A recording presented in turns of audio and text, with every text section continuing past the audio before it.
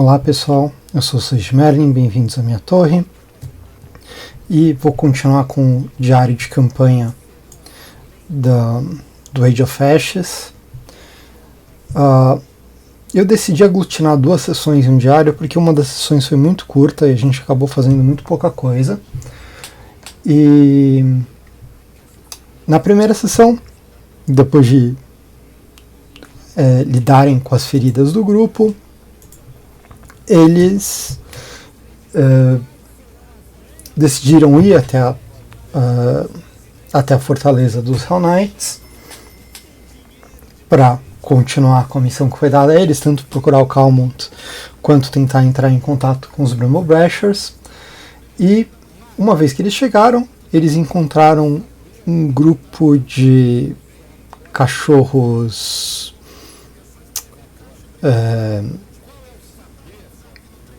um misto de ratos e cachorros. Acho que agora eu posso falar, uma vez que já passou. Eu sei que eles vão assistir depois, mas não tem problema. Esses animais eram os Goblin Dogs. Goblin Dog, que é esse bichinho daqui. Ele é um misto de cachorro e rato, que os goblins às vezes usam como cães de guarda, mas eles também podem ser encontrados de maneira selvagem. Eles assumiram que as criaturas eram inimigas e lutaram com as criaturas, mataram, foi um combate simples. Depois de entrar, eles chegaram a um corredor onde eles tinham a opção de ir para o norte ou para o sul, e eles decidiram tomar a rota do norte. A fortaleza parece ser mais ou menos simétrica, então eles tinham que escolher um lado para explorar, eles foram para o norte. E indo para o norte, eles chegaram nessa sala aqui onde estão os tokens, que claramente era alguma espécie de tribunal antigo. E uma vez aqui, eles notaram que haviam algumas paredes desmoronadas, como a gente pode ver. Aqui está ativado como visão dos players, mesmo porque eu não quero revelar o resto do mapa caso eles estejam assistindo. E nessa poça aqui, eles viram um cadáver com uma armadura prateada sobre a lama. E o Patrick, que é o bardo do grupo, se aproximou até o limite da distância da magia dele, usou Sentir Aura para identificar se o item era mágico ou não, se a armadura era mágica ou não. Eles descobriram que não, mas mesmo assim eles decidiram tentar pescar o corpo da lama sem se aproximar. E quando eles tentaram, a âncora, por assim dizer, que eles usaram para tentar o corpo, bateu na lama e eles provocaram 3 criaturas, que foram 3 Grave Shells, que são uma espécie de tartaruga predadora. Eu vou mostrar a fotinha dela também, por que não?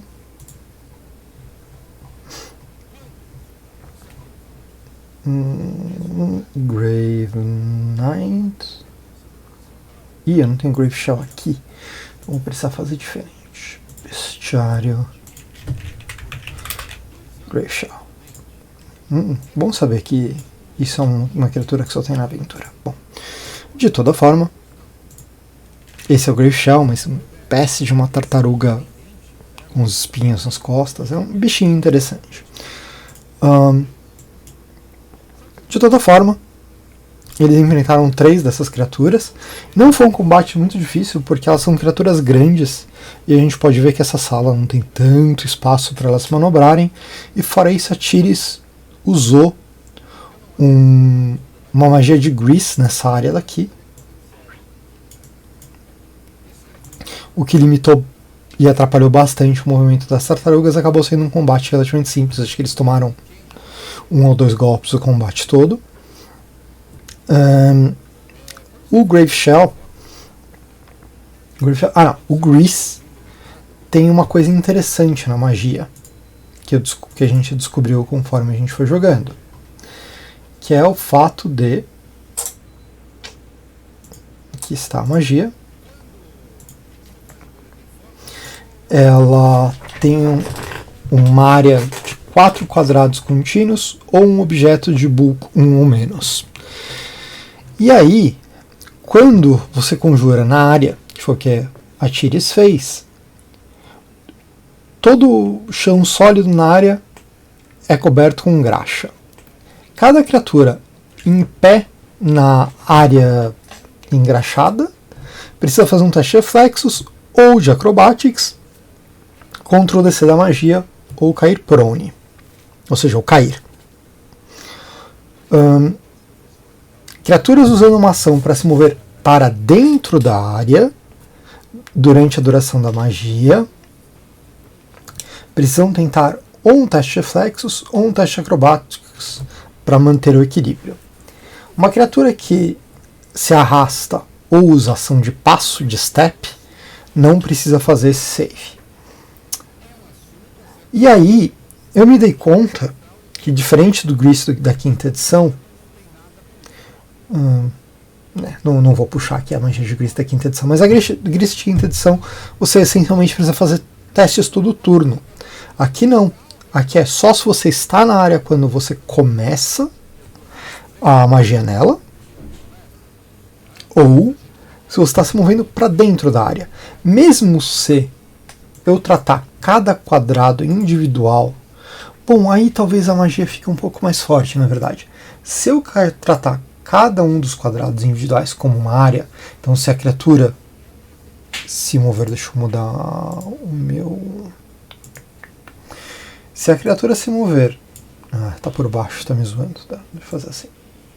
Se a criatura se mover assim e depois assim, potencialmente, se ela estiver saindo desse quadrado, ela teria que fazer 4 testes. Que pode ser um buff interessante. Eu acabei mudando. Eu acho que isso aqui é uma interpretação que faz mais sentido. Na minha interpretação, como eu achei esse efeito muito fraco, do jeito que estava, eu fiz com que as criaturas fizessem um teste no começo dos turnos delas. Mas de toda forma, a soma do Grease e das ações do grupo acabou ganhando o combate de maneira bem fácil.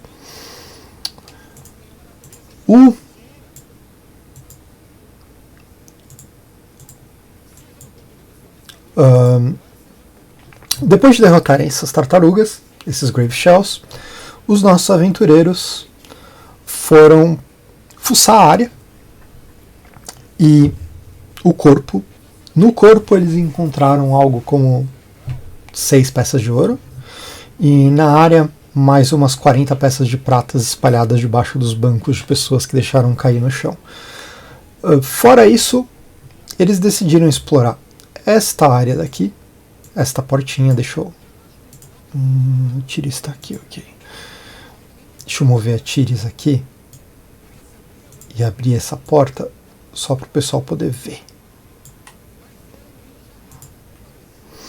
Aqui tem uma salinha, que era um escritório, e dentro desse escritório eles conseguiram achar 2 pergaminhos mágicos. Um pergaminho de alarme e um pergaminho de... assim, se eu vou deixar um personagem clicado, tem tudo que o personagem explorou, acho que eu vou deixar assim. Um pergaminho de alarme e um pergaminho de medo. Alarme é uma magia que tanto o Patrick quanto a Tiris podem conjurar, então eles podem usar esse pergaminho. Já o pergaminho de medo, ninguém no grupo pode usar, por enquanto, pelo menos. Estou curioso para saber o que eles vão fazer com ele mais tarde. E nesta outra sala aqui, deixa eu tirar o Grease, nessa que tem essas 2 marcas em cima de portas, eles encontraram um cobertor, tinha bastante lixo nessa sala, e dentro desse cobertor eles encontraram 2 filhotes de warg, que eles demoraram um pouco para identificar como tal.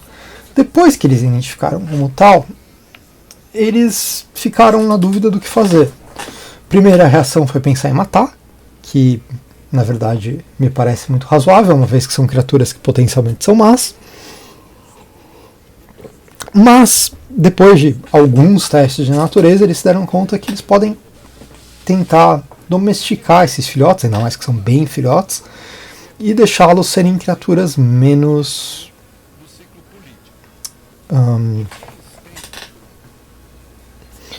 criaturas menos malignas. Se você der amor e carinho suficiente a eles, eles descobriram que eles podem ser mais ou menos domesticados como um cachorro, embora eles sejam bem mais inteligentes que um cachorro. E isso é uma coisa que eu falei, que eles são quase tão inteligentes quanto humanos. Será que eles são mesmo?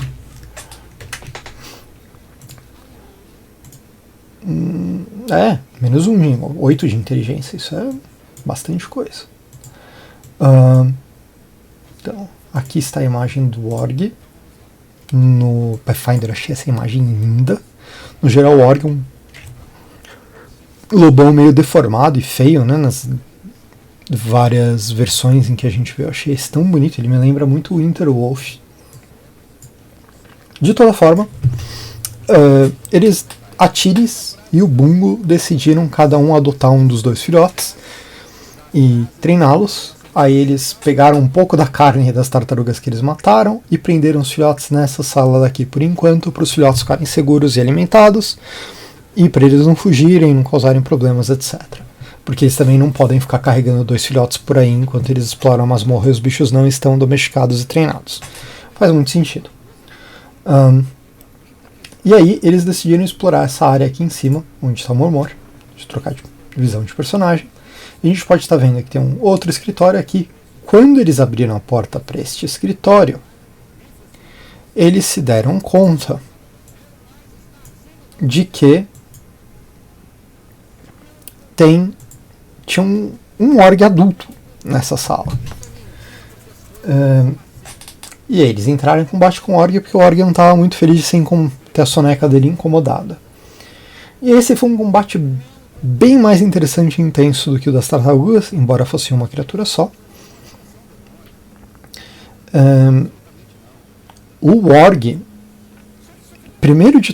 no primeiro turno de combate dele, ele saltou no pescoço do Mormor e derrubou ele com um ataque. O Mormor já estava um pouquinho ferido do combate passado com as tartarugas. Talvez até com o combate dos Goblin Dogs mais cedo. Depois de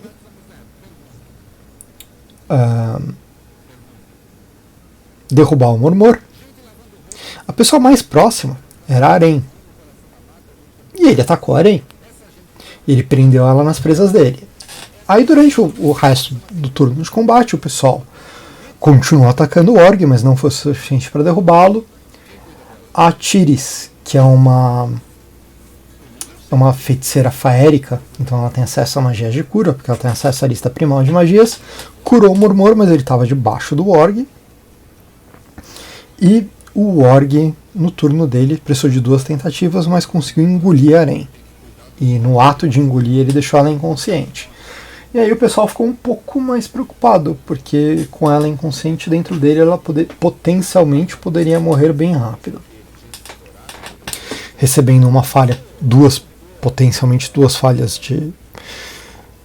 por turno, ela poderia morrer em 2 turnos. Então eles se esforçaram um pouquinho mais e conseguiram matar o Org. E a partir daí eles tiveram que correr contra o tempo para abrir o Org, tirar a Aren e estabilizar. Eles conseguiram. Eu fiz um erro nesse combate, um erro um pouco diferente do Grease, que quando o Mormor caiu, o Pathfinder, ele diz especificamente que quando você cai, você solta o que você tem nas mãos. O Mormor é um lutador de 2 armas. Ou seja, quando ele caiu, ele soltou as armas dele. E, portanto, ele deveria, quando acordou, ele não levantou, ele continuou debaixo do Org. Mas ele deveria gastar 2 ações para pegar as armas dele. E ele simplesmente atacou sem gastar essas ações. Pode ter acabado salvando a vida da Aren, acho que não ia fazer diferença. Mas é uma coisa para me lembrar em combates futuros. Para jogar o jogo na dificuldade pretendida dele. Na verdade, meus jogadores me conhecem bem nessa altura. No geral, eu gosto de sistemas que são mais difíceis e etc. Então esse é o tipo de regra que me agrada. E eu provavelmente, depois da gente jogar 1 ou 2 campanhas, vou começar a fazer as minhas modificações do sistema para as coisas que eu gosto, lógico que sempre conversando com eles, mas A gente vai ver. No geral, a gente cria umas regras interessantes. Agora eles vão explorar esse escritório na próxima sessão. E vamos ver o que mais acontece. Eu achei a sessão muito divertida hoje. Uma outra magia, que na verdade a gente descobriu que tem uma interação interessante aqui, é o Bane, que o Patrick lançou no combate com as tartarugas. O Bane, você cria uma emanação de 5, ou seja, esta área, e todas as criaturas inimigas dentro fazem um saving throw contra a magia. Se elas falharem, elas estão com efeito de Bane enquanto elas estiverem dentro da área. E a cada turno, você pode gastar uma ação para ir aumentando a área e forçando inimigos que não estão sob efeito a fazer o saving throw. Eu achei bem interessante.